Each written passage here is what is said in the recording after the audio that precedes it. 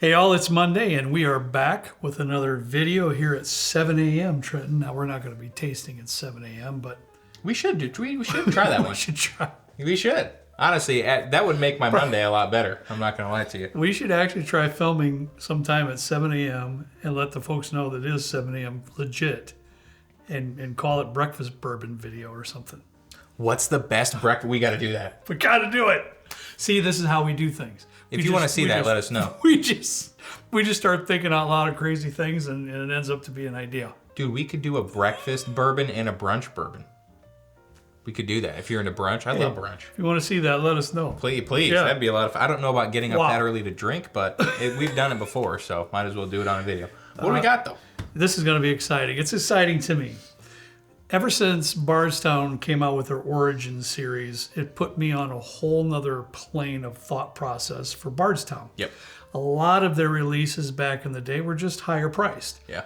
Excellent releases, excellent bourbon, but $100 plus. Yeah. So they came out with their Origin series. It's all their own distillate. It's 6-year product. And it's all been around $50. And from my opinion, every release has been pretty doggone good. It's not often that a distillery will come out with like a core lineup so much anymore. It's usually, hey, we're going to focus all of our resources on these allocated, hard to find things. And it's nice that Bardstown is coming out with like, and Green River, which we'll go into a little bit on Wednesday, sneak peek. But I was really excited when I heard this, and I love Weeders, so. Yeah, so we got their high wheat product here, Trent, and I apologize. You're going to have to read the label because... Maker's Mark Killer, maybe? It's a high wheat. I don't know, bro. For me to you, my personal favorite so far out of the Origin series has been the wheat. So that's a wheated bourbon.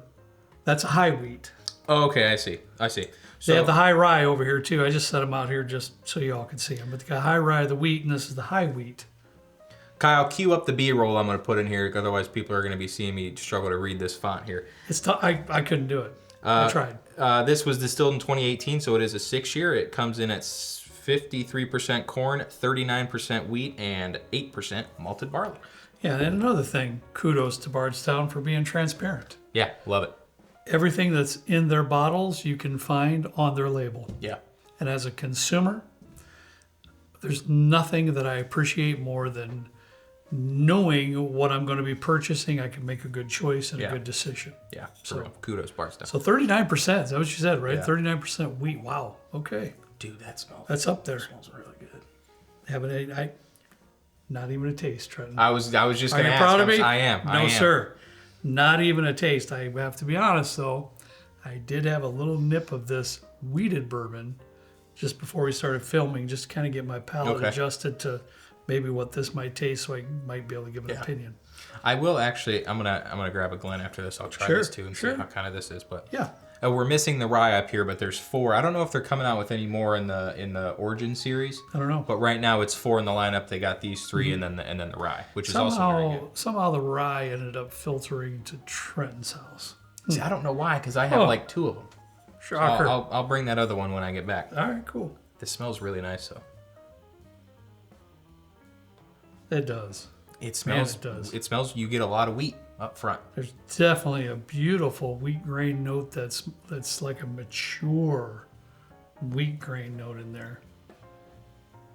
I feel like if how like Frey Ranch will showcase their grains in here, I feel like this is like similar a little bit in how like up front the wheat is, but it's also like nice and it's like soft. It's like this smell could like tuck you in and read you a story. I was just going to say something about a pillowcase and a pillow. Dude, you don't want to see my pillow. My pillow is yellow. Stop. It's clumpy in there too. We're going to be tasting. Stop. I'll bring it on the video sometime. Oh my God. It's a little floral too. I get a little bit of floral. I get some caramel notes in there too.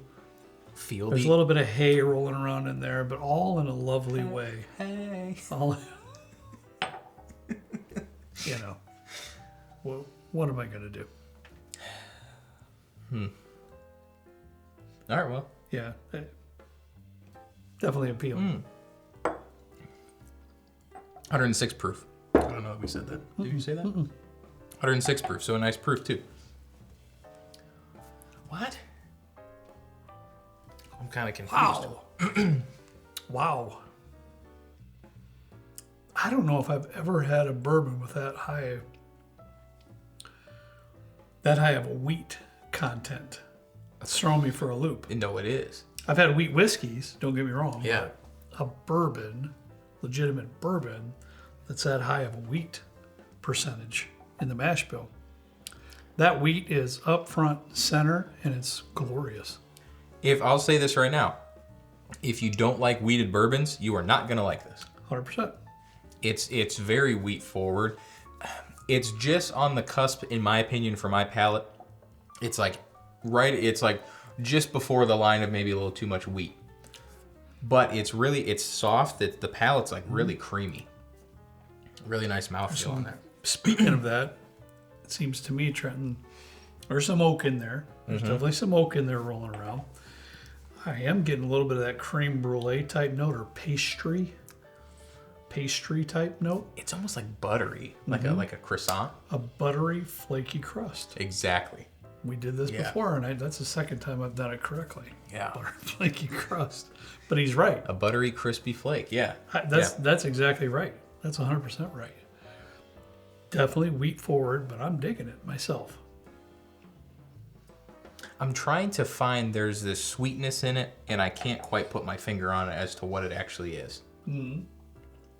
But it's really different. I would have to go back and see some of my wheaters and see what the actual mash bills are or the recipes. Because I honestly don't know that I've had one with that high of a wheat content in it either, unless it's a wheat whiskey. Either. I mean, it's wheat is foremost in here, but so for reference, this is also a 6-year. This is 68% corn, 20% wheat, 12% malted barley. Okay. This one, again, if I can read, 39% wheat, 53% corn, 39% wheat, 8% malted barley. Wow. But I'll say, I don't get a ton of malted barley in that. No. Usually the malted barley, when it's that high, no, I don't either. I don't know which one. Yeah, I'm like you, Trent. I'm trying to figure out where the sweetness. There is definitely a beautiful sweetness there. I think it's still just an amped up pastry type thing. It's not vanilla icing, in my opinion. It's not nothing like that. And sometimes I'll say buttercream. Yeah. Like that, but it's like that pastry note.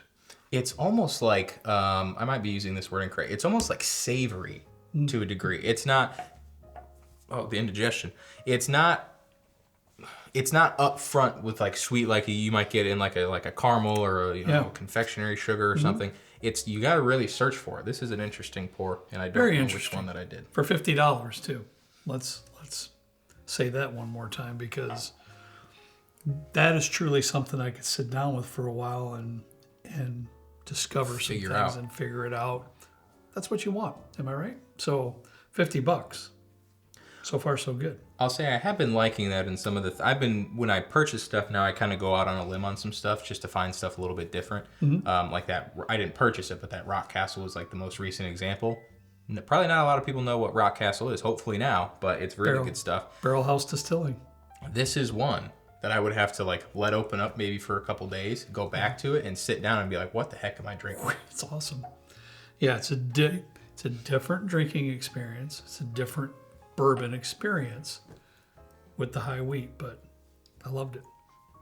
This other one, it's a little bit more bitey, whereas this one is really soft. It's delicate, elegant, to put it. Also, it's like a nice an 800 count thread sheet, something like that. Yeah.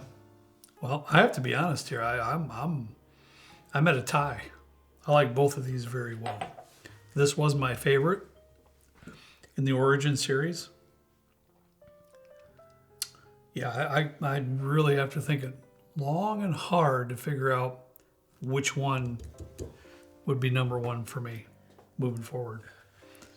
I like the bite in this, but I feel like that bite is overtaking some of the other flavors. Whereas this, yes, it's like very upfront. It's like it's almost like mini wheats, where it's like you get a lot of that wheat, but there's a little bit of like a sugary coating on it or something that adds a little bit of a sweet element to it that I can't figure out. That you smell in the smell this again. Lemon. What?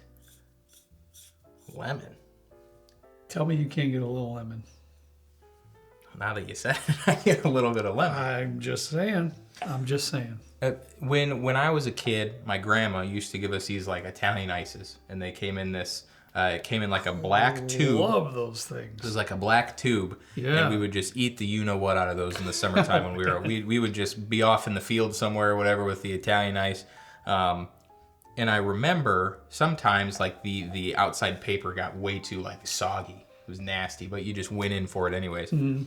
It's like a lemony paper type of it. It's weird to describe, but it's kind of like a light hint of lemon in there. A little lemon icy or something. No question in my mind. It's not sour though. It's like if you took a good majority of the sour out of the lemon.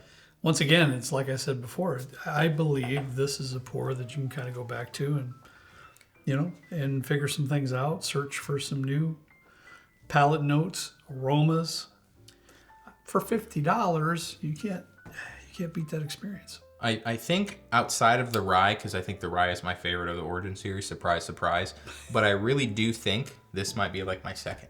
Wow, okay. It's just so different. Whereas this one, it's just like, this isn't the high rye bourbon, this is the high wheat. Or what is this? Mm-hmm. Wheat. Bottled and bond. Okay. I don't know. I like it, and I like that it's 106 proof. Yeah. I think at 100 proof, it would have been a little bit too like even keel, delicate. I don't know. I'm not a master distiller, but I should be. So if you're a distillery and you're looking to replace your master or your head distiller, or he's sending out resumes. Yeah, if you're looking for one, just let him know. This is just an evolving resume here on our YouTube channel. So go through the other 300 some videos we got, check it out, give me a ring, or drop an email at slbdrinks@gmail.com. I'd love to hear from you. You'd be lucky to answer. Get me out of the IT world, please. Send help. All right. All right. I would recommend it. Honestly. Yeah. In closing, guys, I think Trenton mentioned one thing. One piece of advice in particular that you should carry with you is if you are not into wheated bourbons, this is not your choice. No. Don't do it because it's up front and center. But if you're good with wheated bourbons, I think it's fantastic. I really enjoyed this tasting, and I thought it was great. Yeah. I really did. $50. Agreed. Great job. Well worth it. Great job, Bardstown. Yeah, once again, great job. All right, guys, that's all we have for you today. Have a fantastic week. We'll see you next time. Oh, we forgot to tell them. We have to tell you every time. Please drink responsibly at all times. Yeah, I got to go a different direction. No, I got to get that out. Please drink responsibly for you, your family, and your friends. And we'll see you next time right down here with Trent and me in the good old basement bourbon bar. See you later.